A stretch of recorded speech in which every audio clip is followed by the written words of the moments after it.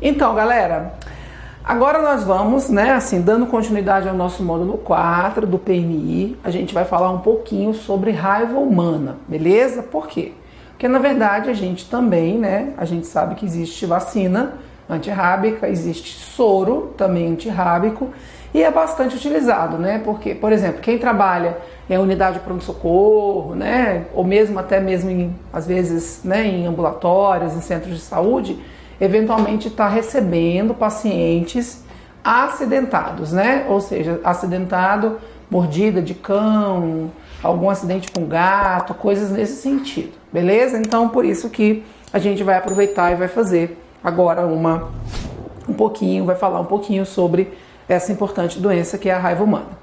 Bem, para começar, eu vou fazer uma revisão rápida da doença, vou falar por que a gente realmente precisa, né, conhecer esses esquemas de tratamento, tá? Por quê? Porque a gente sabe que essa é uma doença extremamente grave, né? Então a gente, inclusive, tem uma letalidade de aproximadamente 100%, tá? Apesar de a gente ter, né, um decréscimo do número de raiva humana nas últimas décadas, né? Então houve realmente uma diminuição expressiva do número de portadores de raiva humana, né? Mas, em compensação, quando ela ocorre, ela é extremamente letal, extremamente agressiva, né? Então a gente precisa realmente tomar todos os cuidados necessários, beleza? Então, essa doença, ela é causada por um vírus, né? Um vírus do gênero Lyssavirus, da família Rhabdoviridae, ok? Então, é um vírus de RNA, né? Nós sabemos que existem os vírus de DNA, os adenovírus e os retrovírus. Então, é um retrovírus, é um vírus de RNA da família Rhabdoviridae, tá? Ela é uma antropozoonose. Por que a gente fala que ela é uma antropozoonose? Porque ela não só acomete homens, humanos, né?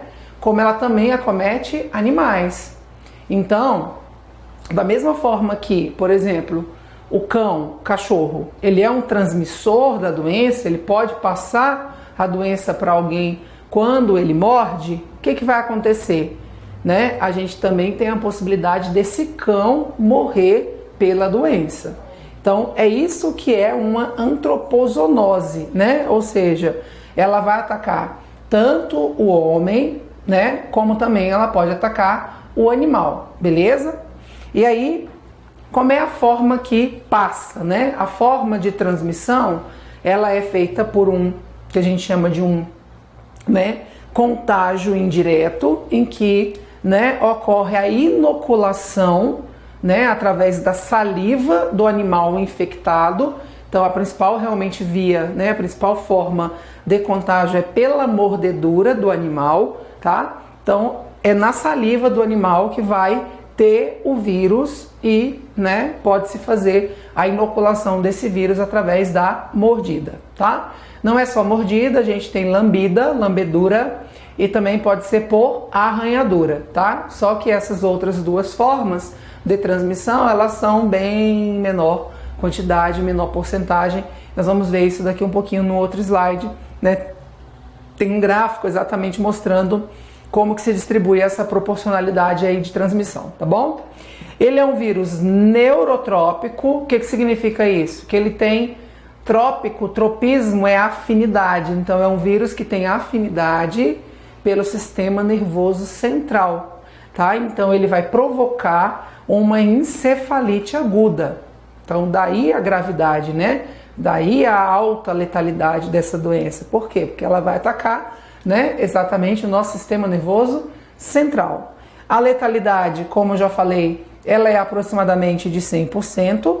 E aí você me pergunta, Igor, quem transmite raiva? Bem, todos os mamíferos são potenciais transmissores do vírus, tá? Com exceção dos roedores e dos lagomorfos. Por que é interessante a gente falar isso? Por quê? Porque é comum a gente estar lá no pronto-socorro, já trabalhei em pronto-socorro um período, né? E aí chegava lá paciente que tinha sido mordido de rato. E aí, muitas vezes o médico mandava fazer antirrábica, prescrevia antirrábica. E não tem indicação. Rato não transmite raiva, camundongo não transmite raiva, capivara, lebre. Então, todos os animais que são classificados dentro da ordem Rodentia, que é a ordem dos roedores, e da ordem Lagomorpha, tá? A gente não precisa se preocupar, ok? Então, esses animais, eles não são transmissores do vírus. Mas os demais animais todos, mamíferos, são potenciais transmissores, sim. Beleza? Bem, hoje no Brasil, o principal vetor da doença é o morcego, tá? Então, durante muito tempo, a gente tinha, né, como principal vetor realmente cães e gatos, né? E aí, no Brasil, a gente tem o quê? A gente tem uma campanha de vacina antirrábica para os animais, né? Que geralmente ela costuma ser feita no segundo semestre, né? E aí, esses animais, eles são vacinados. Então, a gente leva lá os nossos animaizinhos domésticos, né? Até lá o local onde geralmente tem o pessoal das Forças Armadas, né? Fazendo essas campanhas. E aí, esses nossos animais são vacinados. Com isso, com esse processo de vacinação dos animais, a gente teve uma redução expressiva da transmissão da doença por esses animais domésticos, né? Que é o cão e o gato. E hoje, de fato, o principal transmissor, que é o vetor, quem carrega a doença, seria o morcego. Morcego, né? Mais especificamente o Desmodus rotundus, tá? Que é o nome do morceguinho que vai fazer essa... Então, assim, pessoas que trabalham em locais onde tenha morcego, tipo caverna, né, coisas nesse sentido, vai ter que estar atento, né, e nós vamos ver que para esses profissionais, inclusive, está indicado que eles façam a profilaxia pré-exposição, né? Então, por quê? Porque eles estão expostos ao risco com uma determinada frequência, né, elevada, então para eles é importante que eles estejam, né, vacinados e tenham soroconversão adequada, ou seja, eles tenham uma titulação de anticorpos, né, que garanta a proteção a eles, beleza? Esse outro gráfico que você está vendo, esse gráfico aqui de pizza, né, que a gente costuma chamar, ele mostra exatamente qual que é a porcentagem que nós temos das vias de transmissão. Então, de vermelho é a maior de todas, né? Então, 91,7% de fato é por mordida, né? Mordedura. Aí nós temos, né, de esse azul aqui mais escuro, né? Um azul mais escurecido, 3,3% por arranhadura, tá? Depois, 1,1% pela lambedura. A lambedura é a que menos, né, é considerada como via de transmissão, a não ser que seja uma lambida, por exemplo, numa ferida aberta, né? Se for uma lambida na pele íntegra, isso não vai representar nenhum tipo de risco, tá? E outras formas de contato, né, entram aqui com 3,9%, beleza? E aí, por exemplo, a gente pode ter o contato com o morcego, né? Seria uma dessas possibilidades, tá? Bem, então é isso. Tem tratamento para a doença? Tem tratamento, cura mesmo. A gente só teve um único caso no Brasil, que foi no ano de 2004, tá? Então a gente, assim, tem como tratar para o indivíduo de fato não chegar a desenvolver a doença. Uma vez a doença desenvolvida, é bastante difícil de curar, tá? Então aqui no Brasil a gente teve somente um caso, né, descrito na literatura. Os outros pacientes acabaram indo a óbito, beleza? Então, como que é o tratamento? O tratamento é feito com, de fato, o soro, né? Então, se eu tive um contato e, né, realmente é um contato que envolve um risco grande, a gente tem a opção do soro antirrábico, que eu vou falar para vocês mais à frente um pouco, e também a gente pode fazer a vacinação, tá? Então, geralmente é uma associação, né, concomitante. A gente às vezes inicia com a vacina e, se precisar, completa com soro. A gente já faz junto a vacina e o soro, a depender da situação. Então, né, de acordo com a característica do acidente, a gente vai definir né, o que vai precisar ser feito, se é só vacina, se inicia já o soro junto com a vacina, ou se a gente inicia com a vacina e depois, se precisar, a gente vem o soro, traz, né, coloca também o soro no esquema de tratamento e assim sucessivamente, beleza? Bem, tem como evitar? Tem como a gente fazer profilaxia? Tem, né? Então, uma delas a gente já faz, como eu falei para vocês, que isso aqui foi, inclusive, né, conseguiu fazer com que a nossa transmissão da doença, né, pelos animais domésticos caísse ao longo das últimas décadas, porque a gente tem esse processo de vacinação dos animais domésticos que é realizado pelas Forças Armadas, todo ano a gente tem. A gente pode controlar os vetores, né, então além dos animais domésticos a gente tem morcego, macaco, né, também são potenciais transmissores, tá? Que está até aqui, né, combate ao morcego também, o controle dos vetores. E uma outra coisa que talvez você aí de casa não lembre, mas talvez se você é assim, mas, né, da minha idade, por exemplo, da minha década, né, você deve lembrar, não sei se na sua cidade tinha, mas aqui, por exemplo, no Distrito Federal, né, era comum ocorrer, né, passava a carrocinha, tá? Então a carrocinha era um carro, né, da zoonose que vinha e saía recolhendo aqueles animais que estavam soltos na rua, em especial cães, né? Por sinal, assim, bastante traumático pra gente enquanto na infância, porque, né, não foi nenhuma nem duas vezes que a gente teve o cãozinho nosso, né? Ou seja, o meu animal doméstico, ele foi apreendido pela zoonose, e aí imagine o drama que era, né? Que a gente chorava pros pais para ir lá na carrocinha buscar o cachorro de volta. E era uma confusão terrível, tá? Então, hoje em dia, a gente quase não vê mais esses caminhões, né, esses carros, né, fazendo a coleta dos animais que estão soltos na rua, mas esse também seria uma possibilidade de profilaxia da doença. Bem, vamos falar então um pouquinho da vacina, tá? A vacina, de fato, ela é uma vacina que é de vírus morto, então é vírus inativado, ok? E ela é obtida, sim, através de cultura de células, né? Então, através de cultura de células diploide humana, células vero, células de embrião de galinha. Então, existem várias opções a depender do fabricante. Nós vamos ver que essa vacina, inclusive a dose, ela varia, né? Então, a gente pode ter 0,5 a 1 ml.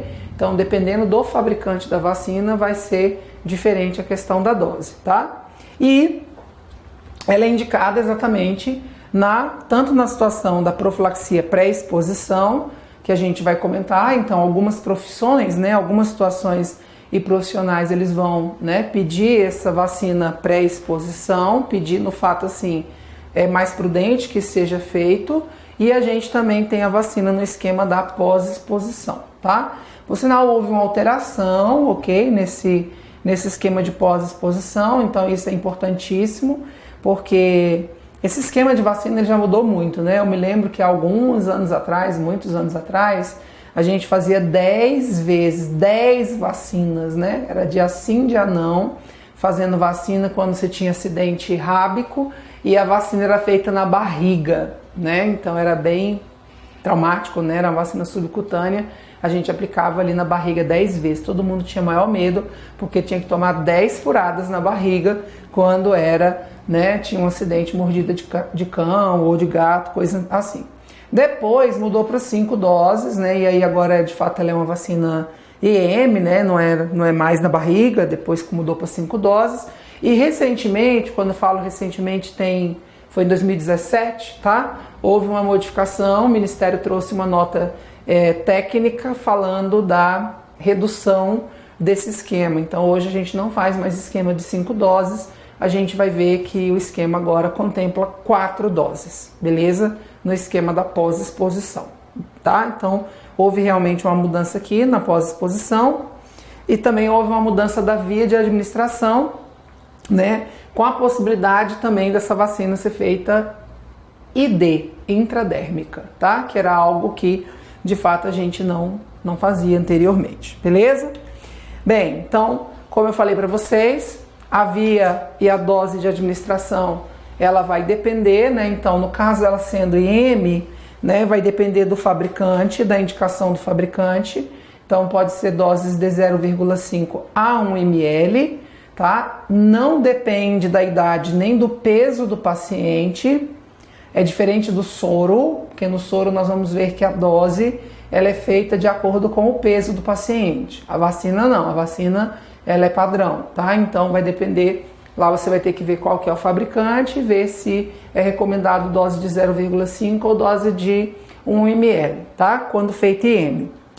E agora a gente tem a possibilidade dela intradérmica também, né? Que era algo que a gente não via antes dessa atualização do Ministério da Saúde em 2017. Então a gente pode fazer ela intradérmica nos locais onde haja, né, uma presença de drenagem linfática, ou seja, gânglios ali próximo.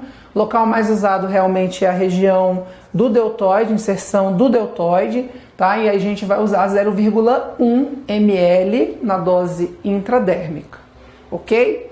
Essa vacina também ela não congela, tá? Então só revisando, reforçando, as vacinas congeláveis, né? Alguns vírus podem ser congelados e dentre os vírus que são congeláveis nós temos o quê? A VOP, vacina oral de poliomielite, febre amarela, né? E a tríplice viral, família toda da tríplice viral, com exceção da tetra. Então a gente falou isso muitas vezes ao longo do curso, né?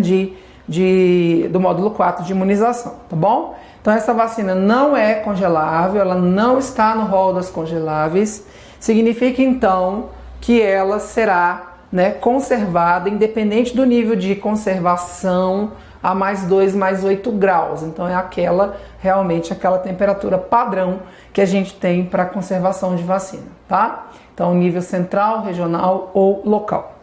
E aí a gente tem, ela é de fato uma vacina que é liofilizada, tá? Então quando a gente tem o diluente, né, faz a diluição ali do pozinho, né, do liofilizado, e aí se você for usar, por exemplo, ela intradérmica, que você vai usar uma dose bem menor, só de 0,1, tá? Você vai ter o quê? Você vai ter a possibilidade de utilizar para outras pessoas, né? Então você tem ali, no caso, você vai ter 10 doses, por exemplo.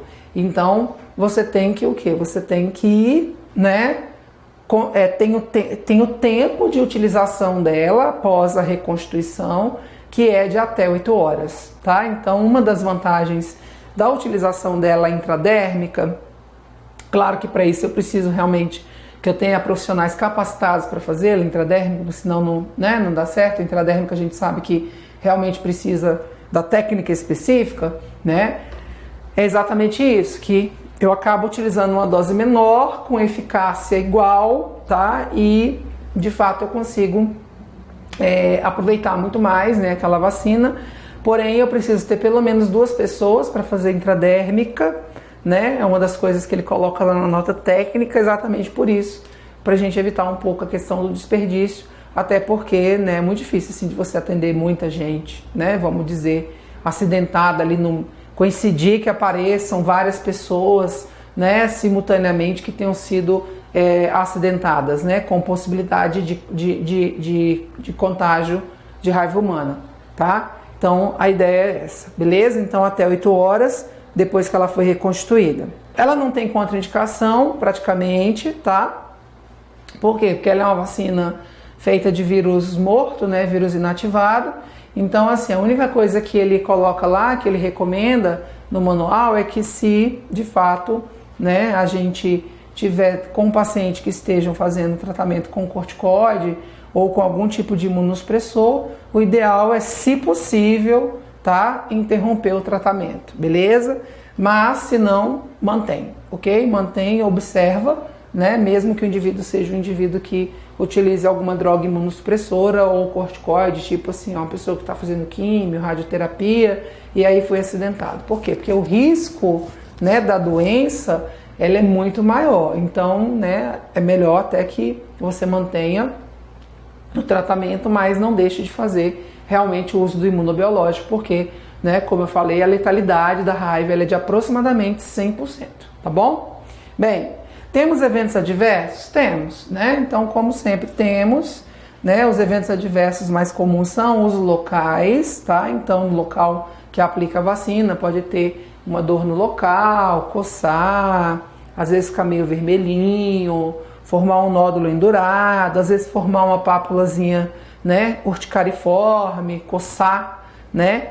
E temos os gerais também, que eles são relativamente comum a todas as vacinas, né? Que é o indivíduo às vezes fazer um quadro de febre que se resolve, né? Geralmente em no máximo 2, 3 dias, e você usa o antitérmico, né? Prescreve o antitérmico.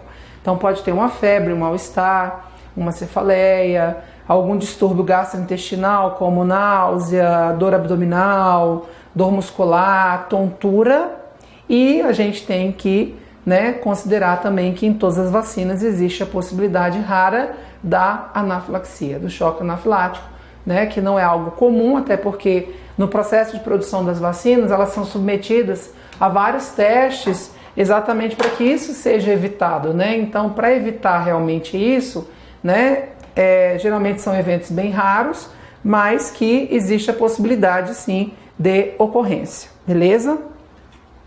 Bem, então vamos pensar aqui na questão, né, da profilaxia, quando que a gente faz profilaxia pré-exposição e a questão da pós-exposição. Bem, para quem está indicada a profilaxia pré-exposição, ou seja, quem é que deve usar a vacina, né, antes do acidente, ou seja, mesmo não tenha tido contato com mordida, arranhão, lambida de animais potencialmente transmissores da raiva, mas como são profissionais que estão em contato próximos com esses animais, então o risco desses profissionais ele acaba se tornando maior, tá? Então, olha lá, veterinários, tá? Os médicos veterinários, eles têm indicação de fazer o esquema de pré-exposição, biólogos, né? Porque o biólogo também ele trabalha com mamíferos, né? E os mamíferos todos são potenciais transmissores. Os profissionais que, né, trabalham especificamente em laboratório de virologia e muitas vezes eles fazem análise, né, de carcaça, anatomopatológica que pode ter o vírus da raiva. Então, geralmente quando morre um animal, né, que a gente tem suspeita de raiva, aquele animal, aquela carcaça, ela é analisada. Então vai lá para o laboratório anatomopatológico para ver se realmente, né, a morte foi por conta da raiva ou não, tá? Estudantes de medicina veterinária também tem indicação, estudantes de zootecnia, estudantes de biologia, agronomia, agrotecnia e áreas afins, tá? Então todos esses também têm indicação. Pessoas que fazem captura de animais, contenção, manejo, coleta de amostras, vacinação dos animais, pesquisas, investigações ecoepidemiológicas, identificação, classificação de mamíferos, que é bem típico do pessoal da biologia, né, da zootecnia, que, né, faz muito essa coisa da captura, de manejo, de identificação do animal e etc, tá? Que mais? Os espeleólogos, né, que são as pessoas que trabalham nas cavernas, tá? Os guias de ecoturismo, que também às vezes exploram esses ambientes onde exista risco de, né, de contato com vírus, que mais? Pescadores e outros profissionais que, por sinal, trabalham em área de risco, tá? Então esses são, né, de fato, o que o manual considera como sendo importante, né, para, assim, é diferente, por exemplo, de um, ele até fala, né, que, por exemplo, se é um profissional que trabalha num pet shop, né, pet shop geralmente, né, só tosa, banho, etc, então o risco ele é menor, tá? Então, claro que a gente tem a possibilidade, mas não tem necessariamente a obrigatoriedade para que esses profissionais sejam, façam essa profilaxia pré-exposição, beleza? Bem, como que funciona então o esquema dessa profilaxia pré-exposição? Então esses profissionais, eles vão tomar 3 doses da vacina, tá? E aí o esquema é esse, ó, é a dose do 0, o 0 é o hoje, né, gente? O 0 é o hoje, vamos dizer assim, é o início do esquema, 7 dias após e 28 dias, então isso aqui é dias, tá? Então é 0, 7 e 28 dias o esquema. Então uma dose hoje, daqui uma semana a outra dose daqui a 4 semanas a partir de hoje, a terceira dose, tá? Posso fazer via IM ou via ID, como a gente já falou, que existem as duas possibilidades. Se for feita via IM, a gente vai avaliar a dose se é 0,5 ou 1 ml, vai depender do laboratório produtor. Se for ID, a gente vai fazer 0,1 ml na inserção do deltoide. Bem, isso é importante, ó, que é exatamente uma das considerações que veio na nota técnica, tá? Então essa é a nota técnica de 2017, a nota informativa número 26, ok? E ela fala exatamente dessa questão da vacina poder ser feita intradérmica. Ele coloca algumas considerações aí importantes que, de fato, eu já até comentei com vocês. Ele fala assim que os estabelecimentos de saúde da rede do SUS, hospitais, unidades, postos de vacinação, eles atendam uma demanda de pelo menos 2 pacientes acidentados por dia, então, para a utilização da via intradérmica, beleza, galera? Então é isso que essa portaria, ela trouxe, nessa nota informativa, ela trouxe de novidade. Então isso aqui é uma atualização, tá? A possibilidade de se fazer a vacina via intradérmica, tanto no esquema pré como no esquema pós-exposição, tá? Mas aí ele considera que o estabelecimento de saúde, ele tem que ter uma demanda de pelo menos 2 pacientes acidentados por dia, tem que ter, de fato, o profissional capacitado para fazer a aplicação dessa vacina pela via intradérmica, que não é uma técnica de domínio, né, comum, assim, não é todo mundo que sabe realmente fazer intradérmica. E, de fato, como falamos, essa vacina, quando ela é reconstituída, ela deve ser utilizada num prazo de até 8 horas, então 6 a 8 horas é o que é recomendado, desde que a gente faça a conservação adequada na temperatura de 2 a 8 graus, ok? E aí, os indivíduos que fazem o esquema de pré-exposição, a gente tem que fazer a titulação, ou seja, tem que, né, ver se eles soroconverteram. É igual quando a gente faz a vacina da hepatite B, né? A gente também precisa ver se houve soroconversão ou não. Então, é a mesma coisa. Faz o esquema da raiva todo, né? As 3 doses que a gente acabou de falar. Faz a dose 0, a dose 7, a dose 28. E aí, espera 14 dias. A partir do 14º dia da última dose, o indivíduo vai lá, coleta o sangue, vê se realmente ele fez ou não fez soroconversão. Para a gente considerar uma soroconversão satisfatória, a gente tem que pensar sempre numa titulação maior ou igual a 0,5 unidades internacionais por ml. Se for de fato uma titulação inferior a isso, né, é uma titulação que nós falamos dito insatisfatória, tá?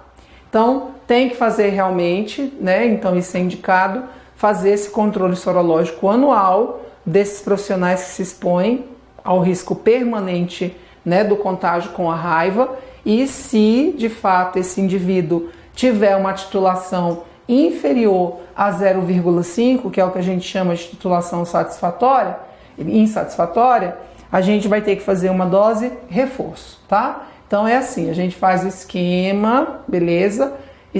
De 3 doses, 0, 7, 28, espera 14 dias e vê se o indivíduo fez ou não soroconversão. Soroconversão tem que ser maior ou igual a 0,5, beleza? Se for beleza, ótimo, tranquilo, ótimo.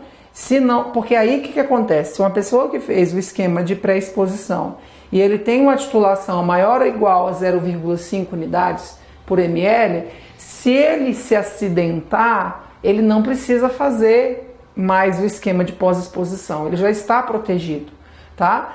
Como é um indivíduo que fica permanentemente exposto ao risco, a gente tem que fazer esse controle anualmente para ver se a titulação dele mantém acima de 0,5 ou se ela caiu. Se ela caiu, eu tenho que reforçar, certo?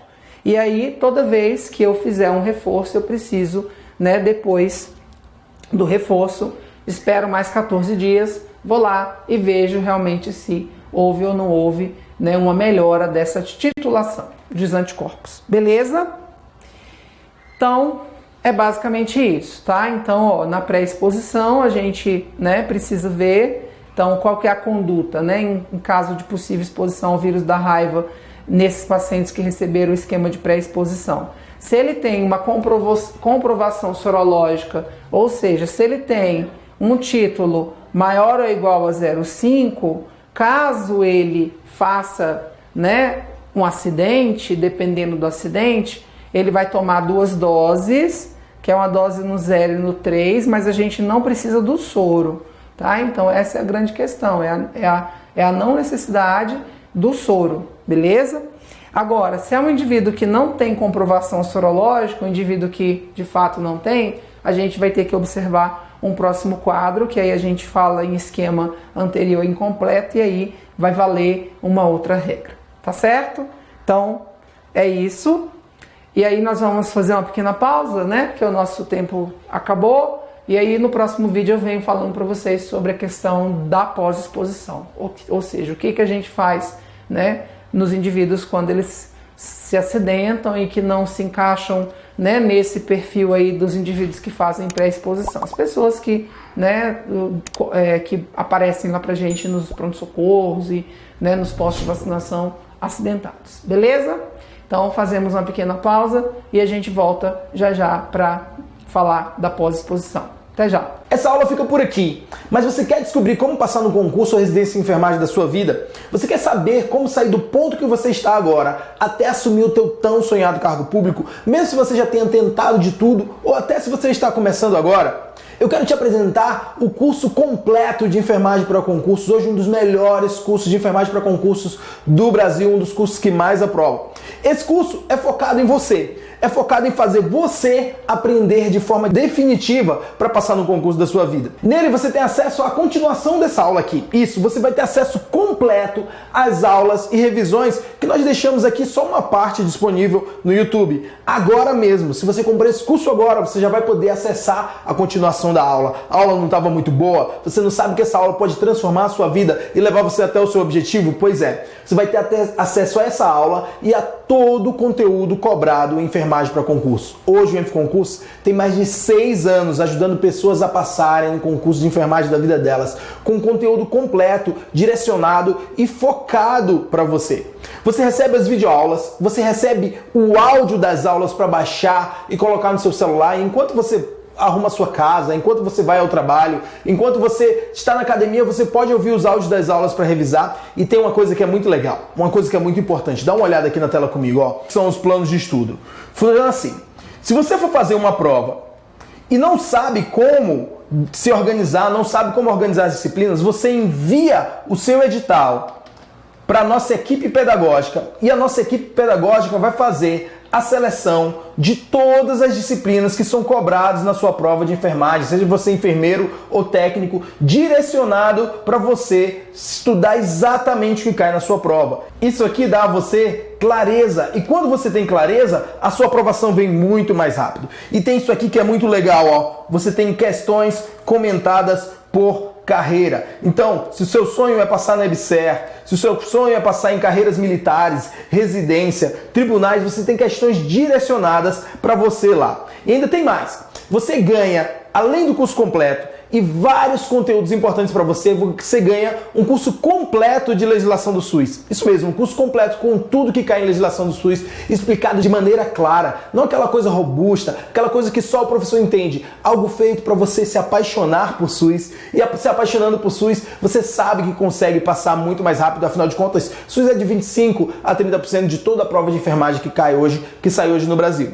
E ainda tem mais, você recebe um curso completo de português para concurso. Um curso completo de português para concurso. Como é que é esse curso? Esse curso você tem gramática, interpretação de texto e exercícios focados em prova. Sabe aquela dificuldade que você tinha com o português? Que achava que o português que caía em prova de concurso era diferente do que você fala na sua vida, como se fosse outra língua? Os nossos professores do EnfConcurso trazem isso de maneira facilitada para você, de forma que você aprenda de maneira rápida, concisa e consistente para passar no concurso de enfermagem da sua vida. Você deve estar pensando, isso deve custar muito, esse curso deve ser muito caro. Não, você vai pagar apenas 12 vezes de R$ 19,20. Isso mesmo, menos que uma pizza por mês, ou R$ 197 à vista se você quiser pagar, e você vai ter acesso a um ano ilimitado. Vou falar de novo, ilimitado. Você assiste as aulas quantas vezes quiser. Entendeu da primeira vez e quer revisar? Você pode. Não entendeu da primeira vez e quer rever? Você pode também, porque aqui a gente sabe que pelo teu sonho, às vezes você vai precisar com algumas disciplinas se aprofundar um pouco mais, e a gente, mesmo passando isso da maneira mais fácil para você, a gente vai te dar acesso ilimitado, 24 horas por dia, e você pode acessar do seu computador, tablet ou celular, do lugar onde você estiver. Às vezes você está lá no intervalo do seu plantão e quer utilizar aquele tempo para estudar, você pode acessar de onde você estiver. Isso mesmo, de onde você estiver. E ainda tem mais. Se você fechar hoje, essa promoção está acabando, eu vou mandar para sua casa gratuitamente esses dois livros. Esses dois livros aqui, ó. 1001 questões EBSER e 1001 questões carreiras militares. Isso já seria muito legal, né? Todas as questões aqui estão separadas por assunto, questões recentes de prova, tudo direcionadinho para você ganhar tempo de estudo.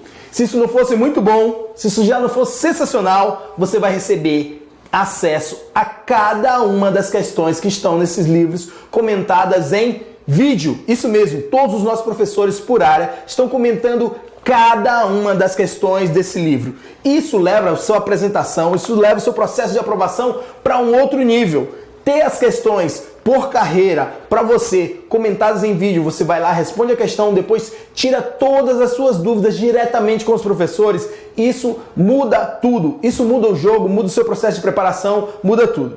E eu confio tanto no que a gente entrega, que eu vou te dar uma coisa que ninguém dá para você e que ninguém fala que você tem direito, que é o seguinte: uma garantia incondicional de 7 dias. Funciona assim: você entra agora para o curso completo, e se em 7 dias você decidir que o curso não é para você, por qualquer motivo, a gente não vai ficar te perguntando motivos, nem tentando convencer você a ficar. Se por qualquer motivo você não quiser ficar com acesso ao curso completo, nós devolvemos 100% do teu dinheiro. Porque nós sabemos que os teus recursos e o teu tempo para aprovação é muito importante. E se por acaso, por qualquer motivo você não se adaptar, nós devolvemos 100% do seu dinheiro.